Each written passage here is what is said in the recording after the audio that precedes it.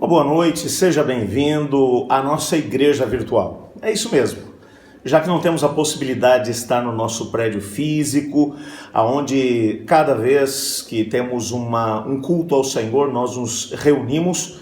Aliás, já lá vão mais de 3 meses que não temos a possibilidade de nos reunir dentro do nosso templo físico, das nossas igrejas, mas ainda assim, ainda que à distância, esse espaço virtual que hoje conecta cada um de vocês que está junto conosco se transforma numa igreja. Então seja bem-vindo à casa de Deus. Muito obrigado por ter escolhido no meio da semana fazer uma pausa nas suas atividades para poder elevar o seu pensamento a Deus, conhecer um pouco mais a respeito dele, ou relembrar algumas coisas, alguns conceitos em relação a ele, e ao mesmo tempo de poder orar uns pelos outros, numa época tão complicada como essa, tantas pessoas sofrendo, tantas pessoas enfrentando perdas. É um momento para podermos gastar tempo pedindo a Deus uma intervenção na história do nosso planeta, na história do nosso país, na história do nosso estado, da nossa cidade, enfim, de cada um de nós.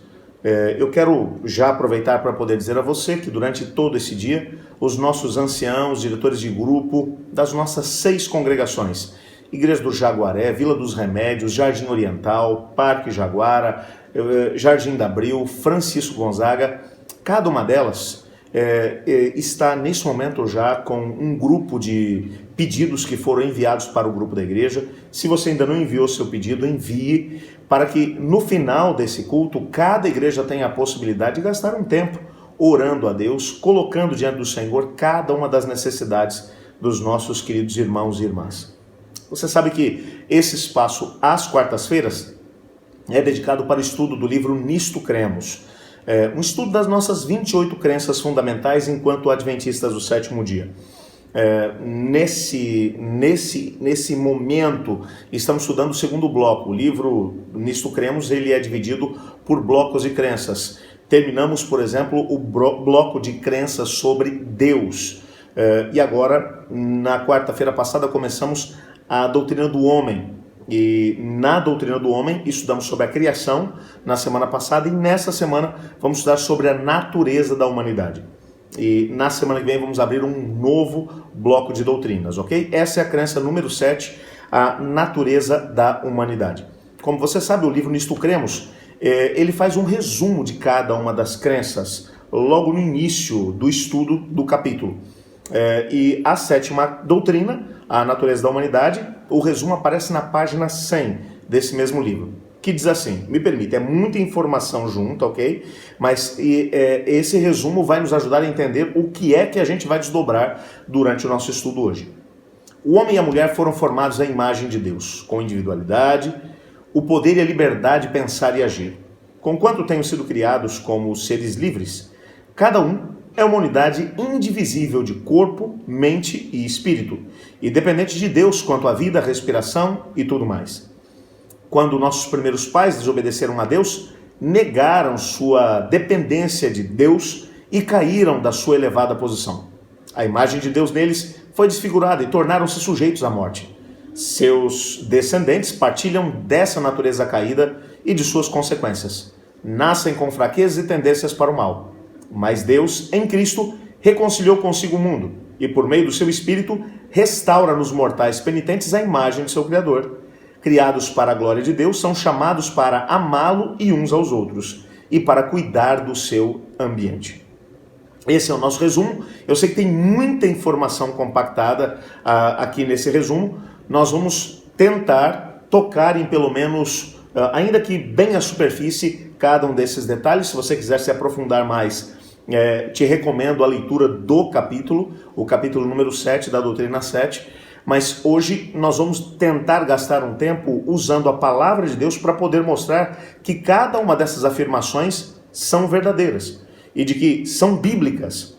Apesar de termos uma série de ciências que poderiam nos ajudar a compreender a natureza da humanidade, como o nosso propósito aqui é usar a Bíblia, a palavra de Deus, como base, nossa única regra de fé e prática, hoje eu vou me deter apenas naquilo que a Bíblia fala para poder confirmar aquilo que foi esse resumo que nós tivemos a possibilidade de poder ler juntos.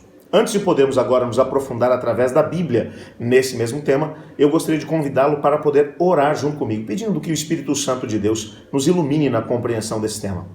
Junte-se a mim. Senhor Deus, amado Pai, muito obrigado por Tua palavra e obrigado porque temos a possibilidade de compreender que fomos criados à imagem de Deus. Nos ajude a entender a natureza da humanidade e, ao mesmo tempo, compreender à luz daquilo que foi Tua revelação, o que é que o Senhor espera de nós para a restauração da humanidade.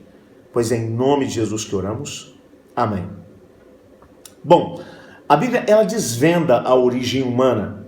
Quando olhamos para ela, nós percebemos que, diferente de muitos daqueles que são hoje conhecidos como cientistas ou pensadores que analisam a natureza humana e a origem da humanidade sob uma perspectiva muito pequena e, ao mesmo tempo, uma origem meio esquisita, meio sem sentido, quase que como um acidente cósmico, a Bíblia vai mencionar uma nobre origem da humanidade. Gênesis capítulo 1, versículo 26 vai mostrar isso. Esse texto é chave para o nosso estudo hoje. Por isso, obviamente, estamos começando com ele. O texto diz: façamos o homem à nossa imagem conforme a nossa semelhança. Domine ele sobre os peixes do mar, sobre as aves do céu, sobre os grandes animais de toda a terra e sobre todos os pequenos animais que se movem rente ao chão. Esse texto representa as palavras de Deus ditas para Deus. Você se lembra quando estudamos a nossa segunda lição dessa série, que foi sobre a Trindade Divina? Que nós já mencionamos que o processo de criação, ele é fruto da Trindade Divina. E nesse momento, quando o homem está para ser formado, Deus está falando consigo mesmo, ou seja, a primeira pessoa da Trindade conversando com a segunda e com a terceira pessoa da Trindade. E nessa perspectiva, Moisés vai registrar aqui esse diálogo. Deus diz: façamos o homem à nossa imagem conforme a nossa semelhança. Esse texto é fantástico para podermos compreender e fundamental para podermos compreender como fomos criados. A declaração bíblica é de que o homem foi criado à imagem de Deus, à semelhança de Deus. Quando Deus ele vai mencionar que a humanidade seria criada à sua semelhança, à sua imagem, ou parecidos com ele, a ideia central é de que a humanidade foi criada por Deus. E nós vamos ver isso no decorrer do nosso estudo hoje, ok? Eu só quero fazer aqui a declaração para que depois você perceba, enquanto vamos lendo os textos, a confirmação disso. Em 3 grandes aspectos fomos criados parecidos com Deus. No aspecto físico, fisicamente somos parecidos com Deus.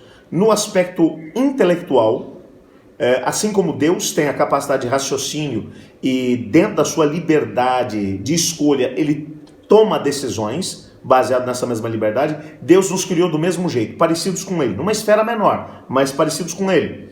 E ainda uma terceira dimensão, que é a dimensão espiritual ou moral. O ser humano foi criado como um ser moral, parecido com Deus. Assim como Deus funciona dentro de uma moralidade, funciona dentro de um caráter que respeita limites, e ao mesmo tempo com a capacidade de se relacionar com a humanidade, o ser humano foi criado da mesma maneira, também para poder funcionar com princípios morais, que vão fazendo com que o seu caráter seja aprimorado, à semelhança de Deus, portanto ele se torna cada vez mais parecido com Deus na sua maneira de ser e de estar, e nessa capacidade espiritual ele tem a possibilidade de se relacionar com Deus e ao mesmo tempo ir absorvendo na sua própria vida, enquanto se relaciona com Deus, as próprias características da divindade. Você vai compreender isso conforme formos estudando. O caráter de Deus começa a ser espelhado no ser humano. Isso acontece por causa dessa terceira dimensão, a dimensão espiritual, a dimensão espiritual moral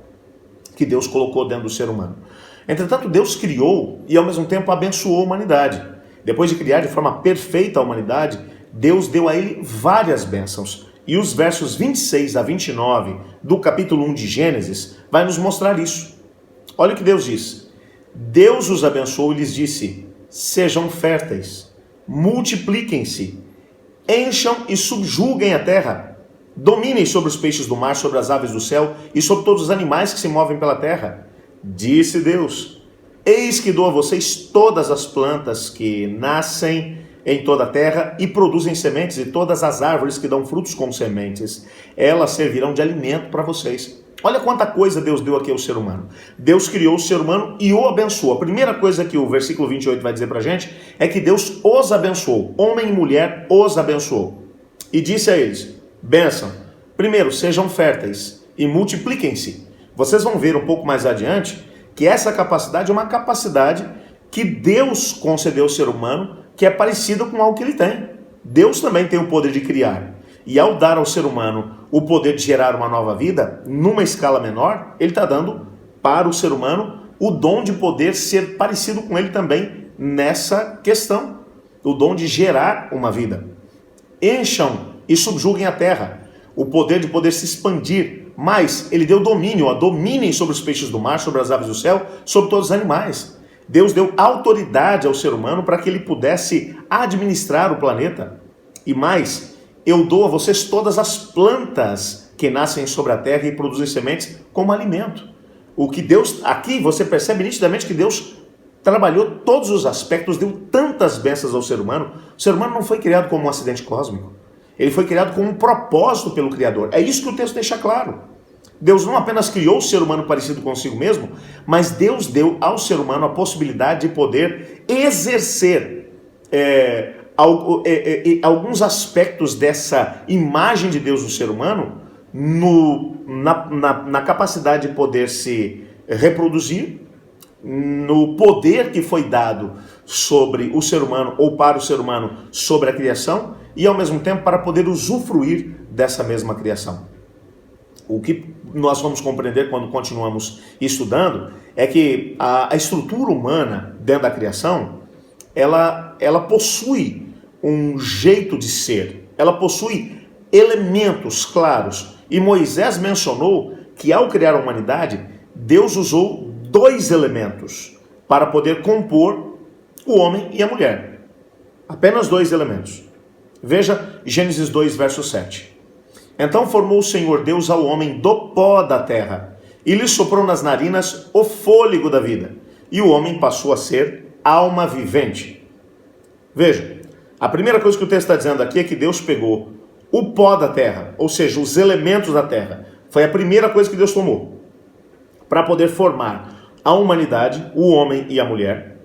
A primeira coisa que Deus pega, os elementos da terra. Soma a isso o fôlego da vida. Mas pastor, o que é esse fôlego da vida? A gente vai tentar entender isso durante o nosso estudo hoje. E a junção dos elementos da terra mais o fôlego da vida acabou gerando o quê? Uma alma vivente. Pastor, mas o que é alma vivente? Não é aquele fantasminha? Não é isso que a Bíblia está dizendo.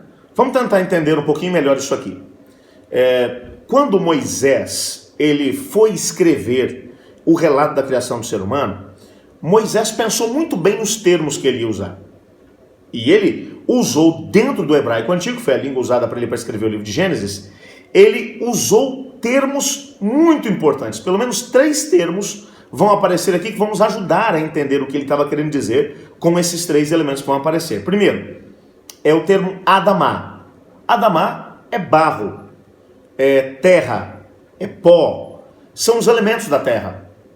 Todos os elementos que estão dentro da terra, minerais, ao mesmo tempo metais, tudo aquilo que tem dentro da terra, rochas, isso é Adamá. Portanto, os elementos da terra.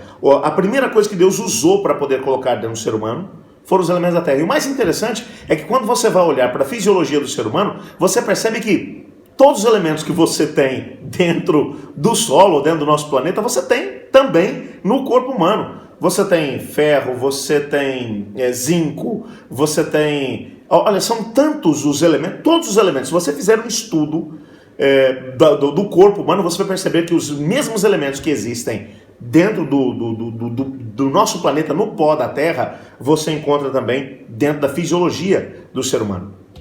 A outra palavra que vai aparecer aqui no hebraico é a palavra nefesh. Nefesh é traduzido como fôlego de vida, como aquele elemento que é soprado por Deus nas narinas do Adamá, ou seja, Deus pegou a ideia que Moisés está transmitindo através desse texto, é de que Deus tomou os elementos da terra o barro, nitidamente, formou com o barro o ser humano, um boneco, um grande boneco, e soprou no nariz daquele boneco o nefesh, que é esse fôlego de vida. E quando ele juntou esses dois elementos, o Adamá e o nefesh, surgiu o nefesh hayah. O que é o nefesh hayah? É o ser vivo. Nefesh hayah você pode traduzir como o ser humano como um todo. Tudo aquilo que tem dentro do ser humano, tudo que faz parte da natureza humana, é nefesh hayah. É o ser vivo como um todo. Numa linguagem do hebraico antigo, alma vivente. Nefesh hayah pode ser traduzido como alma vivente, mas também como ser vivo, como humanidade no seu todo.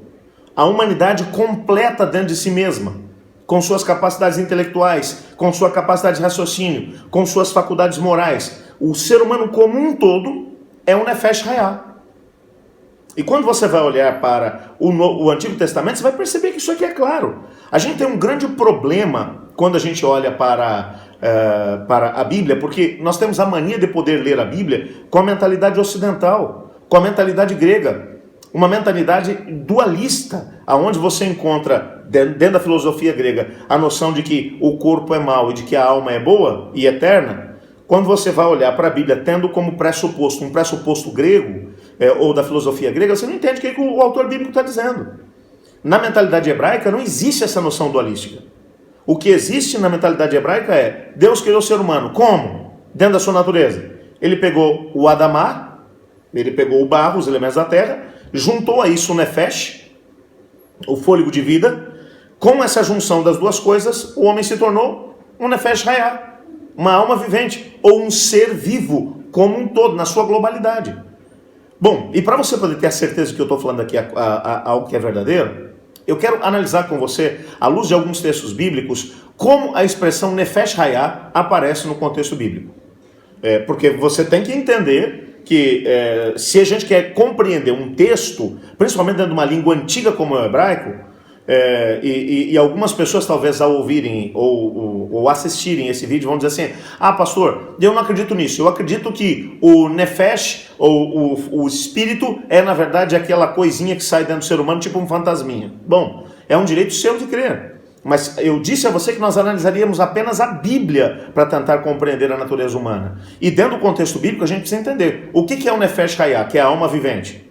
Como é que esse termo é usado no contexto bíblico? Existem muitos textos. Entre todos os textos que vão aparecer, se você quiser outros mais, por favor, leia o capítulo 7 do livro Nisto Cremos e você vai ter muitos outros textos para poder te embasar. Eu escolhi apenas alguns aonde esse termo vai aparecer. Por exemplo, Gênesis capítulo 14, verso 21.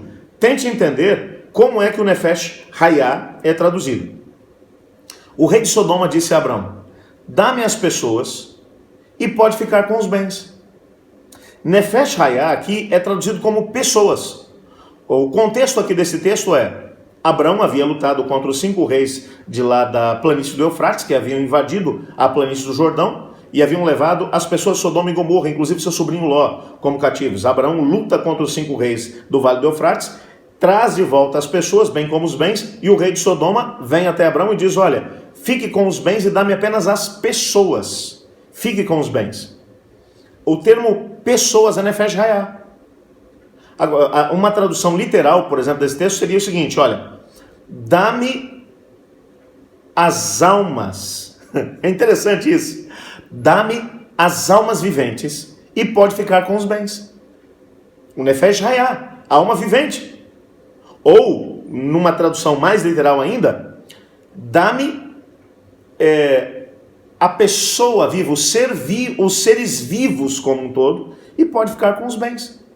Você compreende que esse texto não tem a mínima possibilidade de ser entendido como algumas pessoas querem entender o nefesh hayah, a alma vivente, como aquele ser que desencarna do ser humano. Imagina o que o rei agora vai dizer para Abraão: dá-me as almas das pessoas, os fantasmas das pessoas, e pode ficar com o resto. O que ele estava dizendo? Que ele queria só os fantasmas das pessoas e o Abrão podia ficar com os corpos delas? É isso que ele estava dizendo? Claro que não. Ele estava dizendo que ele queria as pessoas. Por isso, a tradução para o português traduziu como pessoas, o nefesh hayah. Olha outro texto onde a mesma expressão, nefesh hayah, vai aparecer. Números capítulo 5, verso 6. Diga aos israelitas: quando um homem ou uma mulher prejudicar outra pessoa e, portanto, ofender ao Senhor, será culpado. O termo aqui, pessoa, veja, quando um homem ou uma mulher prejudicar outra pessoa. O termo pessoa aqui é nefesh hayah.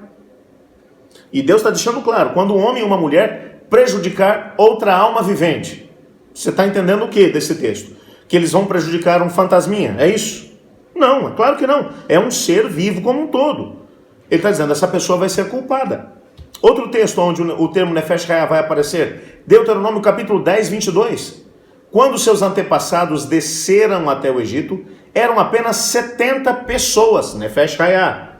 Agora, porém, o Senhor, seu Deus, os tornou tão numerosos quanto as estrelas do céu. Moisés está aqui no seu discurso de Deuteronômio, mencionando que quando os filhos de Jacó haviam descido para o Egito, eles eram apenas 70 pessoas.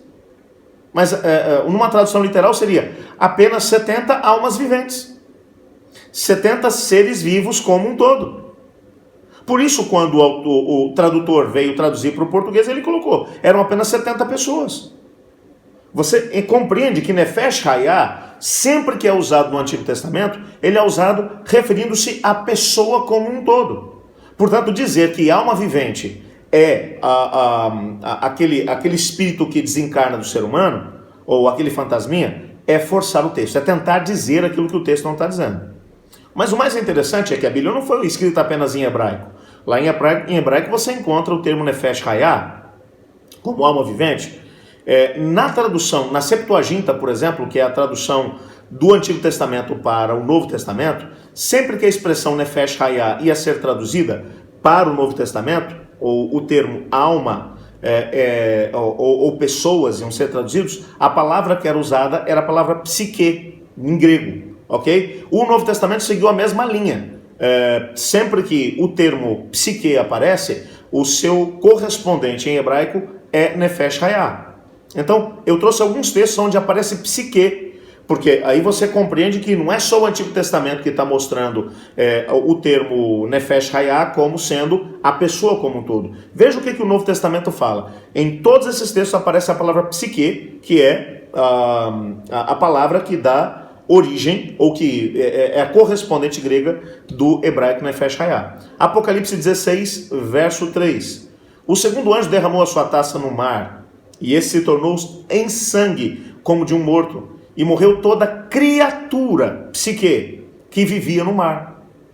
Portanto, o termo criatura aqui é psique, que seria o mesmo nefesh hayah. A alma vivente, morreu toda a alma vivente, ou toda criatura, toda psique que vivia no mar. Está falando sobre seres vivos que viviam no mar, que estavam no mar, que acabaram sendo mortos por essa praga que foi derramada sobre o mar. A palavra aqui é psique. Outro texto, Mateus capítulo 2, verso 20. E disse, levante-se, tome o menino e sua mãe, e vá para a terra de Israel, pois estão mortos os que procuravam tirar a vida, psique, do menino. Veja, seria justo traduzir esse texto da seguinte maneira, pois já estão mortos aqueles que procuravam tirar a alma do menino. Porque o termo psique, o equivalente a nefesh hayah, seria alma. Portanto, está corretíssima a tradução que diz, aqueles que procuravam tirar a vida do menino. O ser vivo como um todo. Outro texto aqui ainda, Atos capítulo 7, verso 14. Esse texto, a tradução foi perfeita. Depois disso, José mandou buscar seu pai, Jacó, e toda a sua família, que eram 75 pessoas. Pessoas, o termo pessoas aqui é psique. A tradução está perfeita, porque psique, que é alma, pode ser traduzido também como que eram 75 almas. Tudo bem, tá ok. Desde que você compreenda que alma é a pessoa como um todo, é nefesh hayah. Mais um texto ainda. O texto de Marcos capítulo 14, verso 34. E lhes disse, a minha alma está profundamente triste, numa tristeza mortal, fiquem aqui e vigiem comigo. O termo alma aqui é psique. Você compreende? Eu fiz questão de trazer esse texto para você, porque nesse texto a maior parte das traduções usa o termo alma. Mas aqui o termo alma, ele pode ser traduzido também como sendo a minha pessoa está triste, está profundamente triste, com uma tristeza mortal. A ideia é de que Jesus estava triste. Jesus está tentando transmitir a ideia, essas eram palavras dele enquanto ele estava no Getsemane. O que ele está tentando transmitir é de que ele como um todo estava profundamente triste. Então ele vai dizer, a minha alma, a minha psique está profundamente triste. Minha tristeza, numa tristeza mortal, fiquem comigo e vigiem. Você compreende que o termo psique aqui representa o ser humano como um todo? Quando você fica triste, qual parte do teu corpo que fica triste? A mente fica triste? O corpo também não reflete essa mesma tristeza? Portanto, é o ser humano como um todo. O outro termo que vai aparecer lá no Antigo Testamento, para agora o termo espírito, a gente começou analisando o termo alma vivente, que era o Nefesh Hayah. O termo Nefesh, ele também pode ser traduzido como espírito, mas existe uma palavra específica no hebraico antigo para espírito. Nefesh, em alguns casos, pode ser traduzido também como espírito, que foi o que Deus soprou sobre o ser humano, ok? Mas o termo espírito em hebraico é o termo ruach. Ruach, que é traduzido geralmente como espírito, ele aparece 377 vezes no Antigo Testamento. E aqui como existem muitos textos, e eu não queria gastar muito tempo com isso, eu trouxe aqui as citações. Se você quiser ler depois em casa, é tranquilo. Mas eu vou mencionar para você o que é que os textos falam, como é que espírito é traduzido. Por exemplo, em Gênesis capítulo 8, verso 1, o termo ruach aparece 3 vezes. E ele é traduzido como espírito, vento e fôlego. No mesmo texto. Ok? Um outro texto, Juízes capítulo 15, verso 19. O termo ruach, que é espírito, é traduzido como vitalidade. Lá em Josué capítulo 2, verso 11, o termo ruach, que é espírito, é traduzido como coragem. Lá em Juízes capítulo 8, verso 3, o termo espírito é traduzido como temperamento ou como ira. Mais do que isso, Isaías 54, verso 3, o termo ruach, que é espírito, é traduzido como disposição para fazer alguma coisa. Em Ezequiel capítulo 11, verso 19, ele é traduzido como caráter moral, o caráter moral do ser humano. Em 1 Samuel capítulo 1, verso 15, é traduzido o termo ruach, que é espírito, como a sede das emoções. Eu não sei se você compreendeu aqui esse texto. Veja, só para você poder relembrar, eu vou relembrar cada um dos pontos. Ruach é descrito como espírito, vento ou fôlego, como vitalidade, coragem, temperamento ou ira, disposição, caráter moral, sede das emoções. E eu poderia te citar aqui mais outros tantos textos, porque 377 vezes ele aparece na Bíblia. E o mais interessante é que cada vez que o termo ruach aparece, na tradução, o autor ou o tradutor, ele vai trazer a ideia que o autor está tentando transmitir através do termo. Na maior parte dos casos, ele está tentando transmitir aquilo que são os elementos morais do ser humano. Interessante isso. Todos os elementos que dizem respeito ao caráter do ser humano, as emoções que ele coloca para fora, aquilo que representa a moral do ser humano, ela vai ser traduzida como ruach, os elementos que compõem o caráter de um indivíduo. Nessa perspectiva, o espírito, que é essa força vital que fez com que o Adamar, o barro, ele pudesse se tornar um ser vivo, cremos nós que esse espírito, ele é aquilo que Deus dá ao ser humano. Nós não sabemos o que é. Eu vou ser bem franco com você. Sabemos que é o poder de Deus que habita em nós que nos dá a capacidade de sermos seres morais, de fazermos escolhas, de podermos, de alguma maneira, viver uma vida moral, de podermos crescer dentro da nossa moralidade, de crescer dentro do nosso relacionamento com Deus. Tudo isso está ligado à questão do espírito. Aquilo que dentro da imagem de Deus, lembra que eu te falei que Deus nos criou parecidos com Ele no aspecto físico, mental e espiritual? As características mentais e espirituais estão ligadas ao nosso espírito, a esse elemento que Deus colocou no ser humano, que é o que dá ao ser humano a capacidade de poder estabelecer um caráter moral e ao mesmo tempo de ter a possibilidade de poder escolher, de fazer escolhas, decisões que vão fazer com que ele amadureça para a vida. E essas decisões vão fazer com que ele seja bom ou mal, dependendo das escolhas que ele fizer. Tudo isso está na capacidade que Deus deu para o ser humano através do Ruach, através do Espírito. Só para você poder ter uma ideia, o Antigo e o Novo Testamento usam termos singulares para Espírito. Dentro do hebraico é Ruach, dentro do grego é pneuma. E eu trouxe alguns textos onde Espírito vai ser aqui mencionado. E eu quero que você analise cada um desses textos tentando compreender que esses textos, eles vão de alguma maneira mostrar elementos que dizem respeito ao caráter da pessoa. Olhe, por exemplo, Romanos capítulo 8, verso 15. Pois vocês não receberam um espírito que os escravize para novamente temerem, mas receberam o Espírito que os torna filhos por adoção, por meio do qual clamamos Abba, Pai.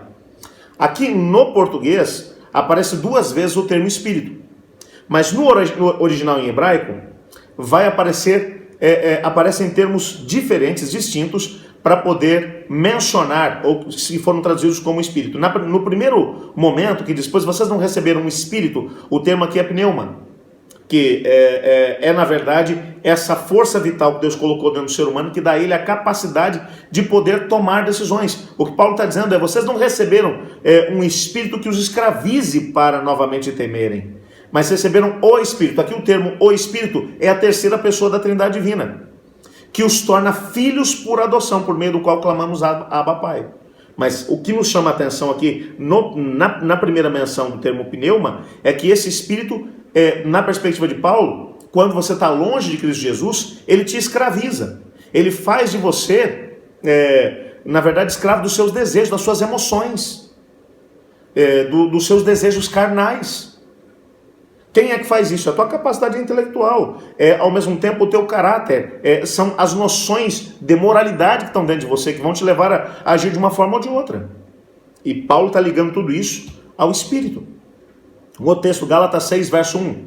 Irmãos, se alguém for surpreendido em algum pecado, vocês que são espirituais, aqui vai aparecer o termo pneuma, deverão restaurá-lo com mansidão. Cuide-se, porém, cada um para que também não seja tentado. Olha, esse texto aqui é interessante, porque quando ele diz vocês que são espirituais, ele está mencionando vocês que conseguiram desenvolver o espírito de vocês dentro de determinada moralidade, dentro da relação com Deus, que formaram um caráter que os leva a agir de forma espiritual. Ele está mencionando que se alguém da comunidade for surpreendido em pecado, o que está subentendido no texto essa pessoa que está vivendo um pecado aberto é alguém que não conseguiu, de alguma maneira, permitir que a sua moralidade, que o seu caráter fosse desenvolvido de uma maneira que o levasse a agir de forma coerente com o desenvolvimento espiritual que ele tinha tido. E agora ele vai dizer, mas vocês que são espirituais, ou seja, vocês cuja pneuma, que é o fôlego de vida que Deus colocou dentro de você, e que te dá capacidades morais e intelectuais de poder tomar decisões, de formar um caráter, vocês devem restaurar essa pessoa com mansidão.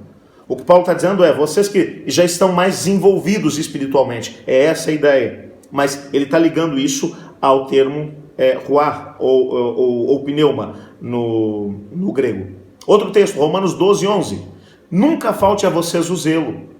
Sejam fervorosos no Espírito. Sirvam ao Senhor.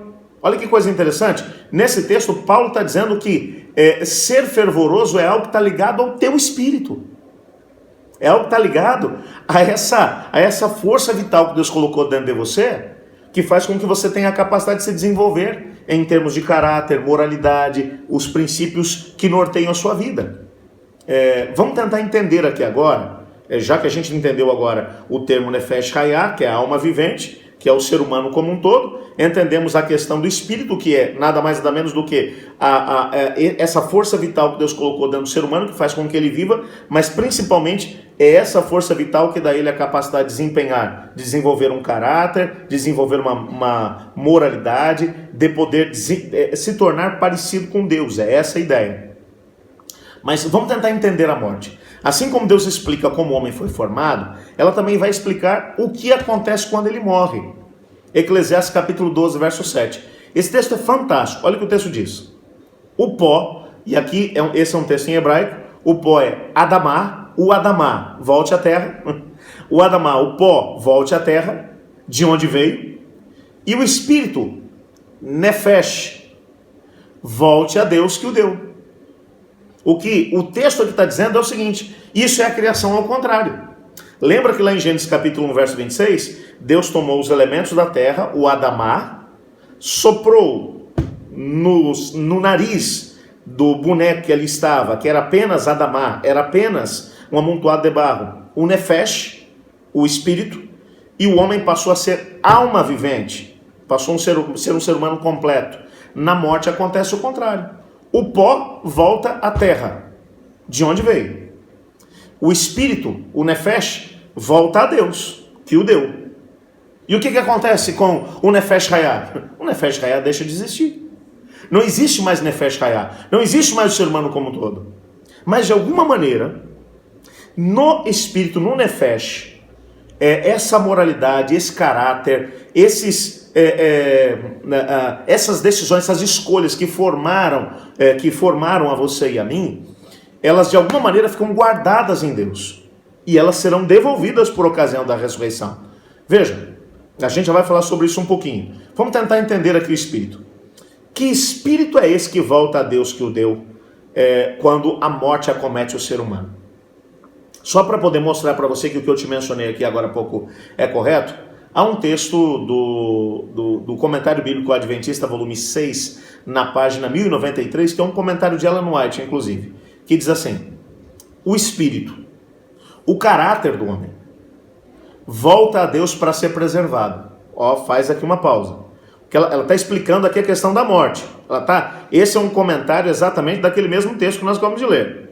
O espírito, o caráter do homem. Interessante como ela coloca. O espírito, o caráter do homem, volta a Deus para ser preservado. Ela está mencionando que o caráter do ser humano que é o seu espírito. E ela vai dizer, na ressurreição cada pessoa terá o seu próprio caráter. Revive apresentando as mesmas características pessoais, de modo que um amigo reconheça o outro. Aparecerá a mesma forma, mas estará isenta de doenças e de qualquer defeito. O que ela está mencionando aqui é que o caráter do ser humano, que é o que nós vamos levar para o céu. Porque o nosso corpo que era falível, que era mortal, na ressurreição, ou no momento do retorno de Jesus, se estivermos mortos, já vamos ressuscitar incorruptíveis. A gente vai estudar sobre isso mais adiante. Mas, e se estivermos vivos, seremos transformados no momento, no abrir e fechar de olhos. A semelhança daquilo que é o desejo de Deus para cada um de nós.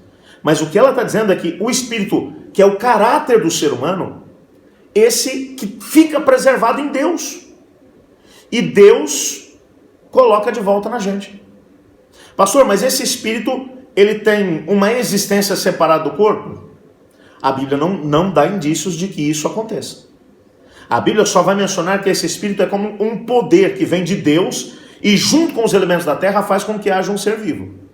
Mas quando esse poder é removido dos elementos da terra, então nós de alguma maneira deixamos de existir enquanto pessoa. Mas de alguma maneira o caráter do ser humano é preservado em Deus no momento da morte. Como é que isso acontece? Gente, deixa eu explicar um negócio para vocês. É muito fácil algumas pessoas lerem esse texto. Eu vejo algumas pessoas estudando esses textos e falando assim, gente, eu sei que é assim. Amigos, eu posso dizer para vocês o que a Bíblia diz. Mas como de verdade isso acontece, a gente não sabe. Tem muita coisa dentro do contexto da natureza humana que a gente não sabe. Ok, esse espírito volta para Deus e fica onde lá? Não sei, a Bíblia não fala. O que eu sei é que a consciência do ser humano ela só existe enquanto o ser humano está com o seu espírito junto com o Adamá, com a carne. Quando junta esses dois, então aí você tem um ser humano como um todo. A gente vai estudar mais sobre isso quando estudarmos sobre a ressurreição, ou o estado do homem na morte, ok? A humanidade, ela foi feita, portanto, à imagem de Deus. Eu quero agora migrar um pouco desse conceito de vida e morte, até porque nós vamos trabalhar um pouco mais isso quando estudarmos sobre a questão da ressurreição ou do estado do homem na morte. Mas para já eu queria que você compreendesse o seguinte, vamos tentar migrar para uma outra linha que é a questão da imagem de Deus. Quando Deus criou a humanidade à sua imagem e semelhança, ele estava compartilhando com ele, numa esfera menor, algumas das características suas, que foi o que eu mencionei no começo. Eu quero mostrar para você agora algumas das características que são de Deus, que numa esfera menor, Deus compartilhou com a humanidade, que faz parte da imagem de Deus. Existem muitas características que são mencionadas na Bíblia. Eu selecionei apenas algumas. Por exemplo, a autoridade. A autoridade é uma coisa que pertence a Deus, que Deus possui. Mas olha esse texto de Gênesis capítulo 1, 26. Então disse Deus, façamos o homem à nossa imagem, conforme a nossa semelhança, domine ele sobre os peixes do mar, sobre as aves do céu, sobre os grandes animais de toda a terra e sobre todos os pequenos animais que se movem no chão. Deus deu ao ser humano a autoridade também. Deus tem autoridade sobre todo o universo. Numa esfera menor, Deus deu autoridade ao ser humano para que ele pudesse dominar sobre o nosso planeta. Compreende isso? Então, quando o ser humano agora tem autoridade sobre o nosso planeta, então ele pode dominar sobre os peixes do mar, sobre as aves do céu, os animais grandes e pequenos. É bem verdade que esse domínio acabou diminuindo tremendamente. Por quê? Porque a imagem de Deus também foi se deslustrando no ser humano depois que o pecado aqui entrou. Então, o domínio original que ele tinha sobre a criação, ele perdeu. Hoje, você vai me dizer que o ser humano ainda domina os animais? Os peixes, as aves, ou os animais grandes e pequenos? Quando você se aproxima desses animais, eles fogem de você. Por quê? Porque hoje essa imagem de Deus começou a se deslustrar. Mas lá no começo de todas as coisas, Deus deu autoridade ao ser humano. Uma outra característica que é de Deus, é do caráter de Deus, o conhecimento. Nós vimos isso quando estudamos sobre a Trindade Divina e sobre Deus. Colossenses capítulo 3, verso 10, vai dizer que Deus também, numa esfera menor, concedeu ao ser humano isso. E se revistam do novo, o qual está sendo renovado em conhecimento, à imagem do seu Criador. Olha que coisa interessante. Conforme você está sendo revestido da imagem do Criador, você vai sendo renovado no entendimento, ou no conhecimento. Por quê? Porque esse conhecimento nos é dado, numa escala menor, porque a imagem de Deus vai se manifestando dentro de nós. A justiça e a santidade são elementos que fazem parte da imagem de Deus. Deus possui, Deus é todo justiça e todo santidade. Efésios 4, 24. Ao revestir-se do novo homem, aquele que é nascido de novo, criado para ser semelhante a Deus, em justiça e santidade, proveniente da verdade. Quando o novo homem agora nasce da água e do Espírito, ele vai ser revestido de justiça e santidade, que são elementos do caráter de Deus. É a imagem de Deus sendo colocada no ser humano. O ser humano ele foi feito também colaborador de Deus. Gênesis 2, 5. Ainda não tinha brotado nenhum arbusto no campo, e nenhuma planta havia germinado, porque o Senhor Deus ainda não tinha feito chover sobre a terra. E também não havia homem para cultivar o solo. O que o texto está dizendo é que o homem foi feito para ser um colaborador de Deus. Numa escala menor, assim como dentro da Trindade Divina, Pai, Filho e Espírito Santo trabalham em ajuda mútua, Deus pegou o ser humano e colocou o ser humano para poder ser um colaborador de Deus, numa esfera menor. A capacidade para poder gerar vida. Deus é o Deus que gera a vida, é o que pode trazer do nada a existência. Mas olha Gênesis 28 e 29, 1, 28 e 29. Deus abençoe-lhes e sejam férteis e multipliquem-se, encham e subjuguem a terra. Deus deu ao ser humano a capacidade de gerar vida numa escala menor, mas nós também temos a possibilidade de poder gerar vida, que é uma capacidade de Deus. A capacidade de relacionar-se com os outros. Deus é um Deus relacional. Gênesis 2,18 vai dizer: então o Senhor declarou, não é bom que o homem esteja só, farei para ele alguém que o auxilie e lhe corresponda. Quando você olha para a Trindade Divina, Pai, Filho e Espírito Santo vivem num relacionamento eterno de unidade. E quando Deus foi criar a humanidade, ele cria primeiro o homem, e depois ele diz, eu não quero que o homem esteja só, eu quero que ele viva num contexto de família, aquilo que nós vivemos na eternidade enquanto Trindade Divina. A família, portanto, é uma miniatura da Trindade Divina. Ok? Outro detalhe importante aqui, os efeitos do pecado sobre a humanidade, eles foram vistos. Com o pecado, a natureza da humanidade foi modificada, e a imagem de Deus se deslustrou. Veja Eclesiastes 7, verso 20. Todavia não há um justo sequer na terra, ninguém que pratique o bem que o pratique e que nunca peque. Eu vou ler de novo o texto. Todavia não há um só justo na terra, ninguém que pratique o bem e nunca peque. Esse texto de Eclesiastes está mencionando que, apesar do ser humano ter sido criado com características da divindade numa escala menor, porque ele foi criado parecido com Deus no aspecto físico, mental e espiritual, com o pecado essa imagem se deslustrou. E hoje você não encontra mais ninguém que consiga espelhar a imagem de Deus de forma clara. Olha Romanos 3:23. Pois todos os pecados estão destituídos da glória de Deus. O termo glória de Deus aqui é imagem de Deus. Todos os pecados estão destituídos da imagem de Deus. A imagem de Deus se deslustrou por causa do pecado. Mas e aí? Efésios 2:3. Olha que texto interessante. Anteriormente todos nós também vivíamos entre eles, satisfazendo as vontades da nossa carne, seguindo os seus desejos e pensamentos como os outros. Éramos por natureza merecedores da ira. Esse texto está dizendo que agora, depois da entrada do pecado, nós passamos a viver segundo a carne, alimentando os desejos, os pensamentos da nossa natureza pecaminosa. Nossa natureza, que tinha sido criada para ser parecida com Deus, começou a ser parecida com a natureza do rebelde. Qual foi a solução divina? Para fazer com que a imagem de Deus volte a ser uma realidade na humanidade, Deus providenciou um meio. Romanos 8, versos 1 e 2. Olha que texto fantástico é esse. Portanto, agora já não há condenação para os que estão em Cristo, porque por meio de Cristo, a lei do Espírito de vida me libertou da lei do pecado e da morte. Quando eu aceito a Cristo Jesus como meu Senhor e Salvador, eu tenho agora a possibilidade de poder deixar que o poder do Espírito de Deus, ele venha e ele more dentro de nós. E é interessante que o Espírito Santo de Deus morando em nós, coloque em sujeição o nosso próprio Espírito que está aqui dentro. Esse poder que Deus colocou dentro de nós, que nos dá a capacidade de formarmos um caráter parecido com o de Deus, de podermos decidir parecido com Deus, de podermos viver e amar o semelhante, agirmos em relação ao nosso semelhante, em relação à natureza, parecidos com Deus, e a humanidade agora se tornou pervertida por causa do pecado. O Espírito Santo, quando entra dentro de nós, coloca em sujeição o nosso espírito, a nossa natureza pecaminosa. E vai transformando esse espírito, vai nos ajudando a compreender que precisamos tomar decisões diferentes, submetendo nossa vontade ao Espírito de Deus. Então o Espírito Santo trabalha com o nosso espírito e vai nos transformando à imagem de Deus, para que voltemos a ser parecidos com Deus. Qual é o sonho de Deus para nós? Que a humanidade volte a ser aquilo que era lá em Gênesis 1:26. Façamos o homem à nossa imagem conforme a nossa semelhança. E quando o Senhor Jesus voltar, e estudaremos sobre isso mais tarde, teremos a possibilidade de poder compreender que aí sim, depois da vinda de Jesus, o ser humano voltará a ser aquilo que Deus havia criado o ser humano para poder ser, lá no Jardim do Éden. Parecido com Deus, no aspecto físico, intelectual e espiritual moral. Porque o espírito do ser humano terá formado um caráter à semelhança do caráter de Deus.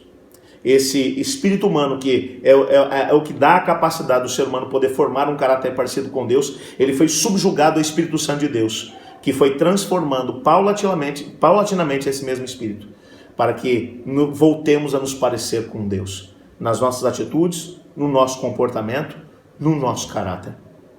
É uma obra tremenda essa que o Senhor Deus quer fazer na nossa vida, mas é uma obra fantástica. Com isso nós podemos compreender por que a nossa vontade tem que estar sujeita à vontade do Espírito Santo do Senhor. Será que eu estou falando para alguém que precisa de alguma maneira de uma mudança de vida? Que sente que tem estado longe de ser aquilo que é a imagem de Deus, aquilo que Deus gostaria que você fosse? Quero te desafiar hoje em nome de Jesus a submeter a sua vida, o seu espírito ao Espírito Santo de Deus, para que o Espírito de Deus, agindo no teu espírito, molde o seu caráter à semelhança do caráter de Cristo Jesus, para que você seja transformado, os seus desejos carnais sejam completamente submetidos à vontade do Espírito Santo, e o novo homem, o homem nascido de novo, que é nada mais nada menos do que o espírito humano transformado à imagem e semelhança de Deus, ele vai agindo e vai se tornando cada vez mais parecido com o Senhor. Você gostaria de pedir hoje para Deus para que Ele faça isso na tua vida? Eu vou orar por você pedindo que essa seja uma realidade sua, assim como seja uma realidade minha. Mas antes de poder fazer isso, quero voltar a pedir que, se você ainda não mandou teu pedido de oração para os diversos grupos da igreja, mande-o agora. Lá nos grupos da igreja, os nossos anciãos estarão orando juntamente com vocês. E eu queria que vocês tivessem a possibilidade de poder orar uns pelos outros também. E eu vou estar orando agora também por vocês aqui. Una-se a mim. Senhor Deus, amado Pai, muito obrigado por tua palavra. Obrigado, porque o Senhor nos ama e tem o desejo de poder fazer com que nos entreguemos a Ti. Faça a Tua vontade na nossa vida, Pai, e ajuda-nos a ser aquilo que o Senhor sonhou que nós fôssemos, pois é em nome de Jesus que oramos. Amém. Muito obrigado por tua companhia, muito obrigado por ter estado conosco até o presente momento.